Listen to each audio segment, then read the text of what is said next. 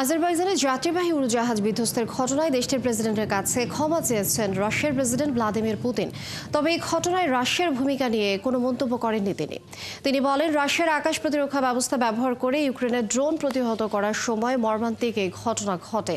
এছাড়া বিভিন্ন খবরে বলা হয়েছে, সেদিন উড়োজাহাজটি চেচনিয়ায় অবতরণের চেষ্টার সময় রাশিয়ার আকাশ প্রতিরক্ষা ব্যবস্থার হামলার শিকার হয়। তখন উড়োজাহাজটি দিক পরিবর্তন করে কাস্পিয়ান সাগর পার হয়ে আসে। গেল বুধবার কাজাখস্তানের আক্তাউ শহরের কাছে আজারবাইজান এয়ারলাইন্সের একটি উড়োজাহাজ বিধ্বস্ত হয়। এটি আজারবাইজানের রাজধানী বাকু থেকে রাশিয়ার চেচনিয়ায় গ্রোজনি শহরের উদ্দেশ্যে যাচ্ছিল। এ ঘটনায় ৩৮ জন নিহত হন।